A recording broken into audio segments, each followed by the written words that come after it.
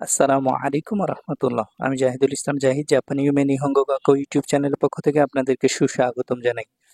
N4 এর কাঞ্জি আলোচনা কথার ধারাবাহিকতায় আজকে আমরা দ্বিতীয় লেসনে কাঞ্জি শিখবো ইনশাআল্লাহ। 2 নম্বর লেসনে ইতিপূর্বে 1 নম্বর লেসনে কাঞ্জি শিখেছি, আপনাদেরকে দেখানোর চেষ্টা করেছি। আমি ধারাবাহিকভাবে আস্তে আস্তে ধীরে ধীরে কাঞ্জিগুলো উপস্থাপন করার চেষ্টা করবো ইনশাআল্লাহ।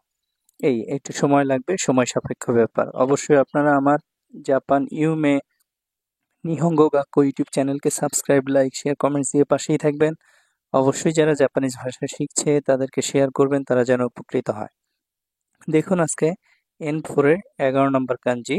11 নম্বর কাঞ্জি, এই কাঞ্জিটাকে আকারুই নামে চেনা হয়। জাপানিজ উচ্চারণ হচ্ছে আকারুই, অর্থ হচ্ছে উজ্জ্বল। আর এটা চাইনিজ উচ্চারণ হচ্ছে মেই। এই কাঞ্জির আরেকটা পরিচিতি হচ্ছে মেই, অর্থাৎ মেই নামে এই কাঞ্জিকে চেনা হয়, আকারুই নামেও চেনা হয়। ঠিক আছে? তো দেখুন প্রথমে যে এই কাঞ্জিটা সিঙ্গেল কাঞ্জি হচ্ছে এটা আকারুই। এটা শুধু আকা আকা এতটুকু অংশের জন্য কাঞ্জি, সাথে রুই বসে পরিপূর্ণ বর্ণ হবে, শব্দ হবে আকারুই, উজ্জ্বল। তারপর দেখুন এটা এক্সেপশনাল, এই যে স্টার চিহ্ন দিয়ে দিছি আমি এখানে, ব্যতিক্রমী। হ্যাঁ, ঠিক আছে, এটা হচ্ছে আকা রুইয়ের কাঞ্জি, আকা আকা। আর এটা হচ্ছে নিচির কাঞ্জি, দুইটা মিলে হয়ে যায় আস্তা। আস্তাকে আবার আসু বলা হয়, আগামীকাল। ঠিক আছে ভাই, এটা একটু ব্যতিক্রমী। এটাই এই কাঞ্জি উচ্চারণ চাইনিজ উচ্চারণ বা জাপানিজ উচ্চারণ কোনটার সাথেই মিলছে না। ঠিক আছে ভাই। এই তারপর দেখুন সেতসুমেই, এই যে সেতসুমেই ইতিপূর্বে পড়ছেন, এটা হচ্ছে সেতসু, এটা হচ্ছে মেই। এই যে মেই, চাইনিজ উচ্চারণ মেই এই কাঞ্জির। তো দেখুন সেতসুমেই, সেতসুমেই মানে হচ্ছে ব্যাখ্যা। তারপর হাতসুমেই, হাতসুমেই মানে হচ্ছে উদ্ভাবন, না? হাতসুমেই উদ্ভাবন। হাটকেনশিমাস হচ্ছে আবিষ্কার সম্ভবত, তাহলে হাতসুমেই হচ্ছে উদ্ভাবন, না? তো এটা হচ্ছে হাতসু আর এটা হচ্ছে মেই। হাতসুমেই, হাতসুমেই হচ্ছে উদ্ভাবন। এই তাহলে এখানে এই কাঞ্জি থেকে আমরা 4টা কাঞ্জি এখানে শিখলাম, 4টা কাঞ্জি শিখলাম। এই 4টা কাঞ্জি অবশ্যই ভালোভাবে প্র্যাকটিস করবেন, এবং প্র্যাকটিস করতে করতে যেন মুখস্থ হয়ে যায়, মাথায় থাকে, দেখলেই চিনেন যে এটা আকারুই, এটা আস্তাবাসু, এটা হচ্ছে সেতসুমেই, এটা হচ্ছে হাতসুমেই। এরকম পাশাপাশি ভোকাবুলারি অর্থগুলো জেনে নেবেন। অবশ্যই N4 এর ভোকাবুলারি 2 জায়গা থেকে শিখতে হবে ভাইয়া। একটা গুরুত্বপূর্ণ এবং গোপন কথা আপনাদেরকে সাথে শেয়ার করি। সেটা হচ্ছে N4 এর ভোকাবুলারি 2 জায়গা থেকে শিখতে হয়। এক হচ্ছে ভোকাবুলারি বই থেকে, আর 2 হচ্ছে কাঞ্জি বই থেকে। এই 2 জায়গা থেকে ভোকাবুলারি শিখতে হয়। ঠিক আছে? তারপর দেখুন 12 নম্বর যে কাঞ্জি, N4 এর 12 নম্বর কাঞ্জি, এটা হচ্ছে কুরাইয়ের কাঞ্জি। কুরাই, কুরাই মানে অন্ধকার। এটা জাপানিজ উচ্চারণ হচ্ছে কুরাই, জাপানিজ উচ্চারণ। আর চাইনিজ উচ্চারণ হচ্ছে আন, আন। ঠিক আছে, মনে রাখতে হবে। অর্থাৎ এই কাঞ্জিটাকে আন নামেও চেনা হয়, কুরাই নামেও চেনা হয়। তো দেখুন এই যে এখানে এই যে লাল অংশটা হচ্ছে এই কাঞ্জির মূল অংশ, উচ্চারণ কুরা, কুরা সাথে ই লেগে এটা একটা পরিপূর্ণ শব্দ হয়ে গেল কুরাই। কুরাই মানে হচ্ছে অন্ধকার। তারপর দেখুন এখানে দেওয়া আছে, এই যে এখানে আন শিখলাম চাইনিজ উচ্চারণ, তাহলে এটা হচ্ছে আন। আর এটা গৌ, সিং গৌ, সিগন্যাল গৌ, গৌ। ঠিক আছে, গৌ এর কাঞ্জি ইতিপূর্বে হয়তো বা জেনেছেন, না জেনে থাকলে সামনে আসবে ইনশাআল্লাহ। তো দুইটা মিলে হয়ে গেল আঙ্গো। আঙ্গো মানে হচ্ছে গোপন number, secret code, pin number. হ্যাঁ, এই তারপর দেখুন 13 নম্বর কাঞ্জি, যেটা 13 নম্বর কাঞ্জি, এটা হচ্ছে তোয়ের কাঞ্জি। তোই, তোই মানে দূরে। আর তোয়ের চাইনিজ উচ্চারণ হচ্ছে এন। ঠিক আছে ভাই? তো এটা হচ্ছে তোই জাপানিজ উচ্চারণ, আর চাইনিজ উচ্চারণ হচ্ছে এন। এই তো দেখুন এখানে এই যে লাল অংশটুকু হচ্ছে এই কাঞ্জির পরিপূর্ণ উচ্চারণ, আর সাথে ই লেগে এটা ই সংযুক্ত হয়ে একটা স্বাবলম্বী বা পরিপূর্ণ শব্দ তৈরি হয়েছে, অর্থাৎ তোই হয়েছে। তোই মানে হচ্ছে দূরে। আপনারা অবশ্যই পরীক্ষায় যখন এই কাঞ্জিগুলোকে চিহ্নিত করবেন, খেয়াল রাখবেন শুধু এই এই কাঞ্জিটা এতটুকু তোই না, সাথে ই সংযুক্ত থাকতে হবে। ই সংযুক্ত থাকলে এটা তোই। তাহলে এটা আপনার মনে রাখবেন কিভাবে? প্র্যাকটিস করার দ্বারা, বেশি বেশি প্র্যাকটিস করার দ্বারা মনে রাখবেন। তো তোই, এটা হচ্ছে তোই, তোই মানে দূরে। তারপর দেখুন এই যে এটা হচ্ছে এন, চাইনিজ উচ্চারণ এন, এন। আর এটা হচ্ছে আশির কাঞ্জি, পা না, আশি শকু তারিরু শকু। এটা আপনারা N5 এর কাঞ্জিতে পড়ছেন, আশি তারিরু শকু। ঠিক আছে? তো এখানে শকু ব্যবহার করা হয়েছে, শকু। তাহলে কি হলো? এন শকু। এন শকু মানে হচ্ছে শিক্ষা সফর বা ফ্যাক্টরি ট্যুর।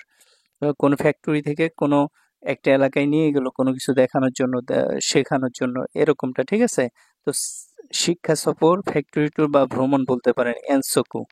এই তারপর 14 নম্বর কাঞ্জিটা দেখুন। 14 নম্বর কাঞ্জি হচ্ছে চিকাইয়ের কাঞ্জি, ঠিক আছে? চিকাই, এটা জাপানিজ উচ্চারণ হচ্ছে চিকাই, আর চাইনিজ উচ্চারণ হচ্ছে খিন বা কিন, ঠিক আছে? আর চিকাই অর্থ হচ্ছে কাছে বা নিকটে, চিকাই। তারপর এখানে দেখুন, এই যে শুধু এই অংশটুকুর উচ্চারণ হচ্ছে চিকা, আর সাথে ই বসবে, তাহলে পরিপূর্ণ শব্দটা হবে চিকাই। চিকাই মানে হচ্ছে কাছে বা নিকটে। আর দেখুন, এই যে এটা তো খিন, এই যে চাইনিজ উচ্চারণ না, খিন। আর এটা হলো বাসর কাঞ্জিতে আমরা পড়ে আসছি দোকোরো দোকোরো শো জো, ঠিক আছে? চারটা শো জো ছিল চাইনিজ উচ্চারণ, তো এখানে জো বসছে, জো। তাহলে এখানে ছিল খিন, এখানে হলো জো, দুইটা মিলে হয়ে গেল খিনজো। খিনজো মানে প্রতিবেশী, পাশে মানুষজন, ঘরবাড়ি ইত্যাদি ইত্যাদি। তারপর দেখুন, এটা হচ্ছে এখানে তো খিন, আর এটা হচ্ছে সাই, তো দুইটা মিলে হয়ে গেল সাই খিন। সাই খিন মানে হচ্ছে সম্প্রতি, সাই খিন। তাহলে আমি এই সিঙ্গেল কাঞ্জিটা থেকে এখানে তিনটা কাঞ্জি শিখলাম, একটা হচ্ছে চিকাই, একটা হচ্ছে খিনজো, আর একটা হচ্ছে সাই খিন। এবং পাশাপাশি ভোকাবুলারি গুলো, এই ভোকাবুলারি গুলো ভালোভাবে মুখস্থ করবেন, মনে রাখবেন ইনশাল্লাহ, আর কাঞ্জিগুলো তো অবশ্যই ট্রাই করবেন। তারপর 15 নম্বর যে কাঞ্জিটা সেটা হচ্ছে সুইওই। সুইওই মানে শক্তিশালী, ঠিক আছে ভাই? সুইওই মানে শক্তিশালী। সুইওই হচ্ছে এটা জাপানিজ উচ্চারণ, আর এটার চাইনিজ উচ্চারণ হচ্ছে খিও। এটার চাইনিজ উচ্চারণ হচ্ছে খিও, ঠিক আছে ভাই? এই তো সুইওই আর হচ্ছে খিও। তো এখানে এটা সিঙ্গেল কাঞ্জি হচ্ছে সুইওই অর্থাৎ শক্তিশালী, এতটুকু মনে রাখবেন সুইওই। এতটুকু অংশ হচ্ছে সুইও, আর সাথে ই বসে হয়ে গেছে সুইওই অর্থাৎ শক্তিশালী। আর দেখুন, এখানে এই কাঞ্জিটা থেকে, এই 15 নম্বর কাঞ্জিটা থেকে এখানে চাইনিজ উচ্চারণ খিও পড়লাম, তাই না? খিও পড়লাম, খিও দিয়ে কি হয়ে গেল? এখানে দেখুন, এই যে এখানে যেটা দেওয়া আছে, যে বিষয়টা অবশ্যই খেয়াল রাখতে হবে সেটা হচ্ছে যে এটা হলো বেনের কাঞ্জি, বেন, বেন। আর এটা হচ্ছে খিও মানে স্ট্রং এর কাঞ্জি, সুইও যেটা।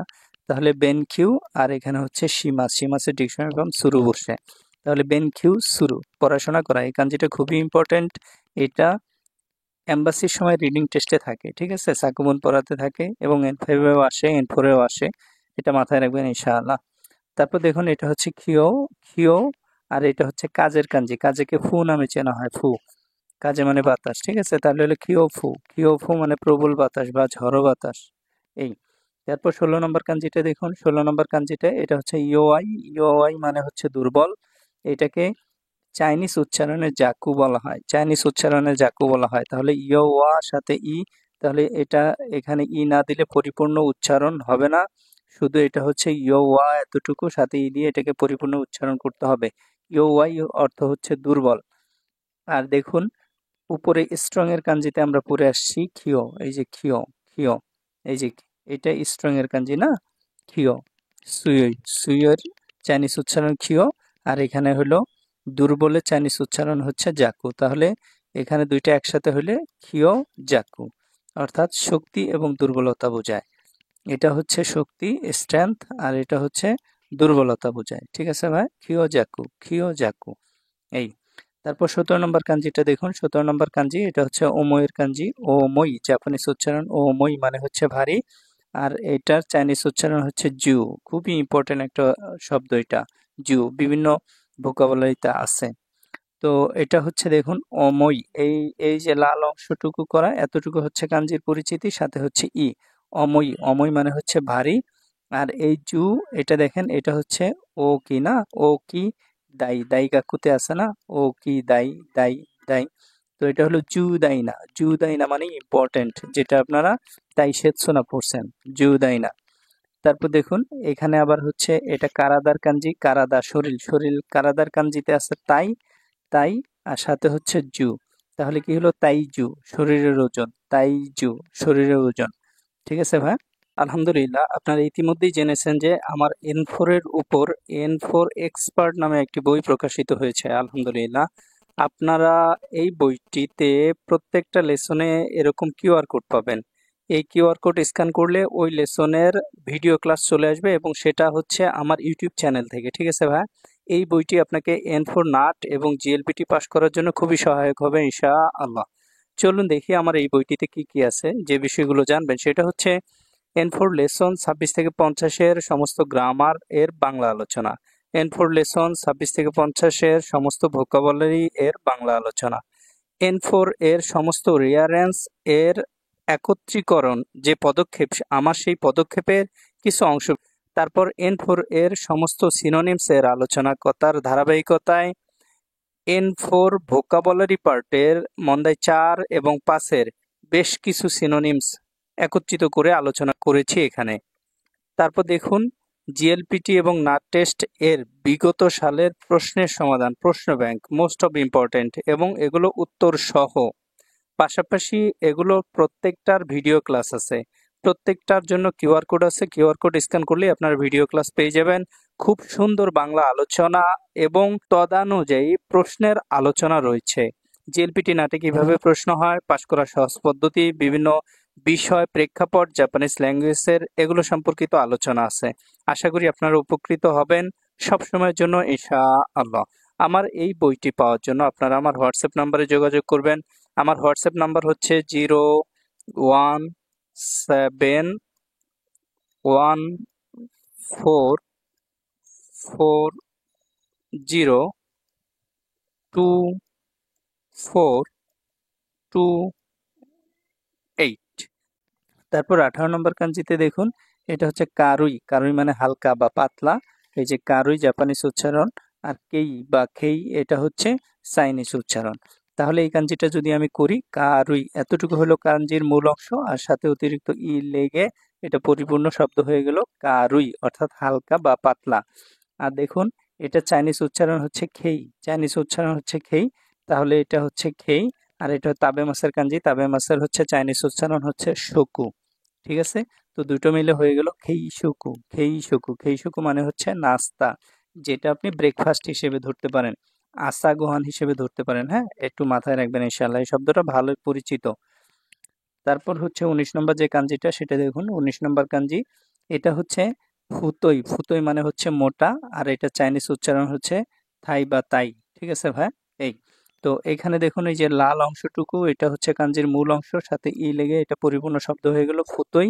ফুতোই, ফুতোই অর্থ হচ্ছে মোটা। আর এই যে চাইনিজ উচ্চারণ হচ্ছে তাই, তাই, তাই, আর এটা হচ্ছে ইয়ো। ঠিক আছে, এই কাঞ্জিগুলো পরে পাবেন। তাহলে হয়ে গেল থাই ইয়ো, অর্থাৎ সূর্য। এটা ভোকাবুলারিতে পড়ছেন আপনারা, থাইও মানে হচ্ছে সূর্য। হ্যাঁ, 20 নম্বর কাঞ্জি, সবশেষের কাঞ্জি এই লেসনের 2 নম্বর লেসনে দেখুন, এটা হচ্ছে হোসই। হোসই, ঠিক আছে, এই যে হোসই, হোসই মানে চিকন। আবার এই কাঞ্জিটাকে কোমাকাইও বলা হয়। কোমাকাই হচ্ছে সূক্ষ্ম, মিহি, খুচরা, আবার ছোট বলা যায়। হ্যাঁ, ছোট বলা যায়, ছোট, ছোট, ছোট, এটা একটু খেয়াল রাখবেন। কোমাকাই, এই চাইনিজ উচ্চারণ হচ্ছে সাই, চাইনিজ উচ্চারণ হচ্ছে সাই, আর এটা হচ্ছে জাপানিজ উচ্চারণ, এটা হচ্ছে জাপানিজ উচ্চারণ। তাহলে একটু দেখেই চলুন। দেখুন, যখন এখানে একটা বিষয় খেয়াল রাখতে হবে, এই কাঞ্জির সাথে যদি এই কাঞ্জির সাথে যদি শুধু সিঙ্গেল ই থাকে, তাহলে এটা হবে হোসই, হোসই। আর যদি এই কাঞ্জির সাথে কাই থাকে, কাই, তাহলে এই যে দেখুন এখানে আমি টান দিয়ে দিচ্ছি, এই যে টান, টান, টানের এই অংশটা কাই, এই কাই অংশটা এই কাঞ্জির সাথে থাকবে। এখানে মূল অংশ হচ্ছে, কাঞ্জির মূল অংশ হচ্ছে হোসো এবং কোমা। কোমা অতিরিক্ত এখানে ই যোগ হবে, এখানে কাই যোগ হবে। কাই যোগ হলে বুঝবেন এটা হচ্ছে কোমাকাই, আর শুধু ই যোগ হলে বুঝবেন এটা হচ্ছে হোসই। হোসই মানে হচ্ছে চিকন, কোমাকাই মানে হচ্ছে সূক্ষ্ম, মিহি, খুচরা বা ছোট, এরকম কিছু। ঠিক আছে ভাই, তো এই ছিল N4 এর দ্বিতীয় লেসনের 20 পর্যন্ত কাঞ্জি। ঠিক আছে ভাই, 11 থেকে 20 পর্যন্ত কাঞ্জি। অবশ্যই নেক্সট ক্লাসের ভিডিওগুলো ধারাবাহিকভাবে করার চেষ্টা করবো ইনশাআল্লাহ। আর আস্তে আস্তে কাঞ্জি লিখছি। হ্যাঁ, একটু সময় লাগছে, সময় সাপেক্ষ বিষয়, অবশ্যই সময় লাগবে। সবাই দোয়া করবেন। হাই মিনাসান, মিতে কুরেতে আরিগাতো গোজাইমাস, কুকুরো কারা আরিগাতো গোজাইমাস। আসসালামু আলাইকুম ওয়া রাহমাতুল্লাহ।